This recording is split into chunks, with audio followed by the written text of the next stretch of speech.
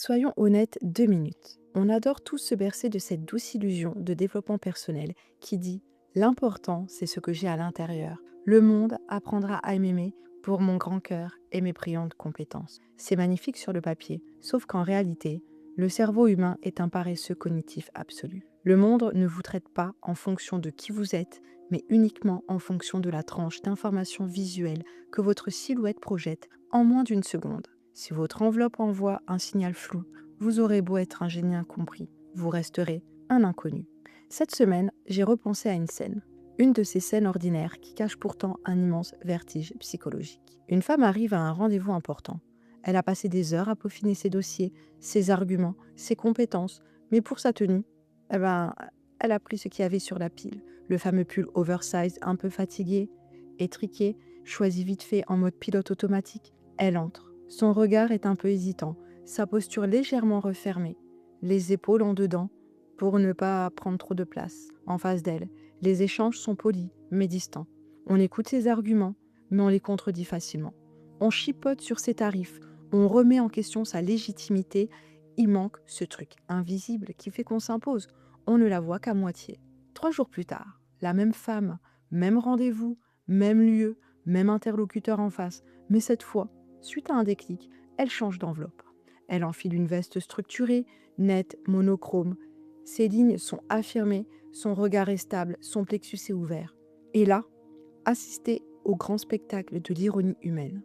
Les échanges changent de tout au tout.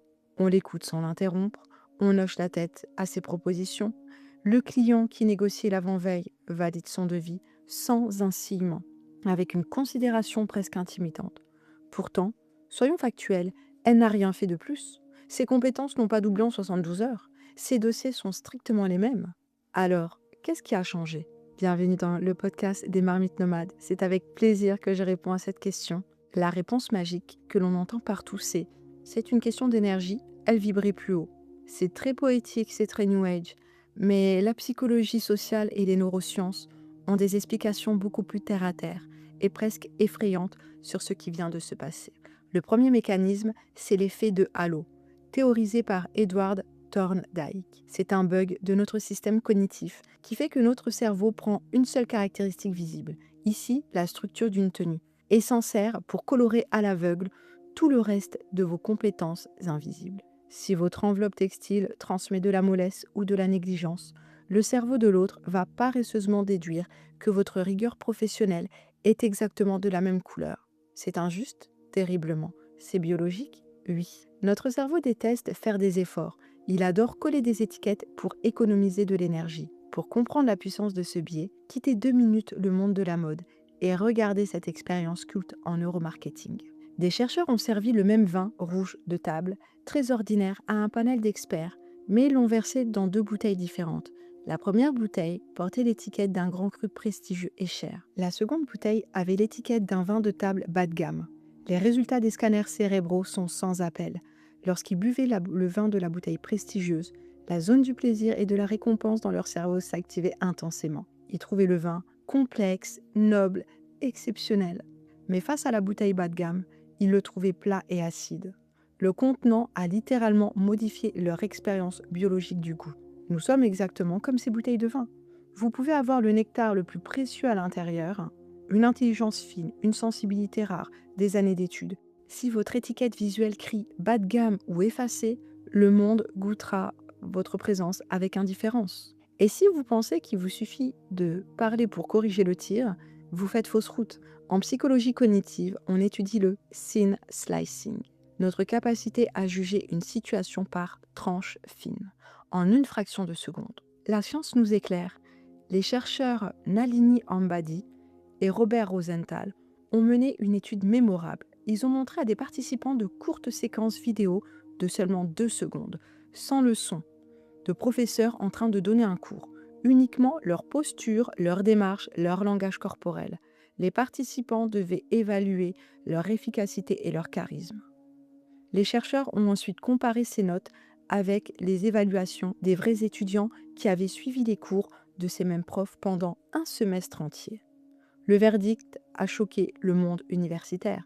Les jugements portés en 2 secondes sur la seule base de l'allure visuelle étaient identiques à ceux d'étudiants les ayant côtoyés pendant de longs mois. Vous n'avez pas le temps de prouver qui vous êtes. Votre monde se décide dans la première seconde où vous entrez dans une pièce. Avant même que votre voix ne résonne, votre tenue a déjà fini son plaidoyer. Prenons l'exemple du violoniste du métro. Si l'or n'a pas d'écrin, il devient invisible. Pour enfoncer le clou, pensez à cette autre expérience fascinante menée par le Washington Post. C'est l'expérience de Joshua Bell. Un matin d'hiver, un homme s'installe dans une station de métro à Washington. Il sort un violon Stradivarius d'une valeur de 3,5 millions de dollars et commence à jouer les morceaux les plus complexes de Bach. Cet homme, c'est Joshua Bell, l'un des plus grands violonistes de génie de notre époque. 3 jours plus tôt, il jouait à guichet fermé, faut quand même s'en rendre compte, dans un théâtre de Boston où les places se sont arrachées à plusieurs centaines de dollars. Mais ce matin-là, dans le métro, habillé d'un jean et d'une casquette informe, il a joué pendant 45 minutes. Et bien devinez quoi? Des milliers de personnes sont passées devant lui, seule une poignée s'est arrêtée. Et il a récolté que 32 dollars. Qu'est-ce que cela nous dit? Que le génie, la pureté et le talent ne suffisent pas si le contexte et l'enveloppe envoient le mauvais signal.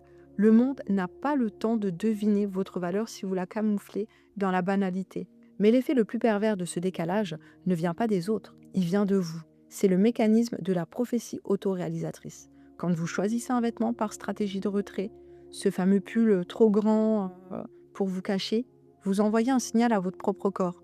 Vos épaules s'affaissent, votre voix baisse d'un ton, vous projetez une posture de basse puissance. Votre interlocuteur, en face, capte ce malaise. Inconsciemment, il prend le dessus, écourte l'entretien ou rejette votre proposition. Et vous rentrez chez vous en nourrissant votre syndrome de l'imposteur. Tu vois, je le savais, je ne suis pas faite pour ça, on ne m'écoute jamais, ce que je dis n'a pas d'importance, ça n'a aucune valeur. Vous savez, on l'a déjà tous fait ça. C'est un mensonge de votre esprit. Le monde n'a fait que s'ajuster avec une précision chirurgicale au signal de démission que vous avez choisi de porter le matin même en ouvrant votre garde-robe. Ce que vous attirez n'est pas le reflet de ce que vous voulez, c'est le reflet de ce que vous acceptez d'incarner. C'est en observant ces dynamiques de pouvoir invisibles que j'ai compris la leçon majeure de notre série. Et c'est ici que je veux pousser à l'extrême notre réflexion de la semaine dernière. Dans l'épisode précédent, on s'est dit que tout ce qui brille n'est pas de l'or, pour nous mettre en garde contre la superficialité des faux-semblants. C'est une belle leçon de morale. Mais la vérité sociologique est beaucoup plus piquante. Si vous enfermez l'or le plus pur de votre être, de vos compétences et de vos idées, dans un contenant terne, froissé ou négligé, par peur de déranger, personne ne viendra jamais creuser pour le découvrir. La lumière que vous projetez à travers votre structure matérielle n'est pas une coquetterie, c'est l'aimant magnétique qui trie vos relations, vos contrats et vos opportunités. L'or invisible ne sert à personne. Attendre patiemment que le monde devine votre valeur sous un suite informe, ce n'est pas de la modestie, c'est du sabotage. Si vous refusez de briller, vous condamnez votre potentiel à rester une éternelle illusion. Parce que les marmites nomades, ce n'est pas une philosophie pour se regarder le nombril, en attendant que la confiance en soi tombe du ciel comme par miracle.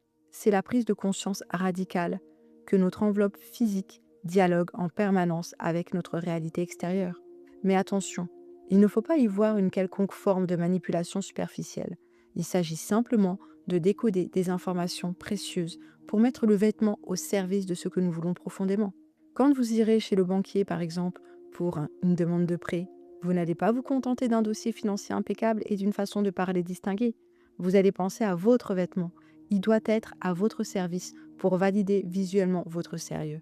Et c'est exactement la même chose pour un entretien d'embauche, pour imposer le respect et la considération au travail, ou dans n'importe quelle situation du quotidien. Le vêtement est un outil d'alignement contextuel. Nous vivons dans une société régie par des codes visuels. Refuser de les utiliser, c'est comme aller négocier dans un pays étranger en refusant de parler leur langue sous prétexte qu'on préfère la nôtre. C'est se tirer une balle dans le pied pour une question de principe. Alors si pour vous, utiliser de manière consciente l'impact du vêtement reste une forme de manipulation, envisagez-la simplement comme une manipulation à des fins positives. un moyen d'harmoniser qui vous êtes à l'intérieur avec ce que le monde capte à l'extérieur. Reprendre les commandes de son dressing, ce n'est pas jouer un rôle ni tricher, c'est un acte d'alignement et de souveraineté. C'est décider, enfin, d'offrir à votre environnement un contenant qui est à la hauteur du contenu. C'est donner à votre corps la structure matérielle qui affirme votre valeur pour que votre esprit et votre vie n'aient plus d'autre choix que de s'élever à cette même fréquence. Alors, lundi matin, quand vous ouvrez les portes de votre placard, refusez de choisir votre tenue par habitude ou par fatigue. Ne vous demandez plus qu'est-ce que je vais mettre. Regardez vos vêtements et demandez-vous quelle heure je décide de révéler aujourd'hui et quelle réalité suis-je enfin prêt ou prête à attirer. Merci du fond du cœur pour votre écoute.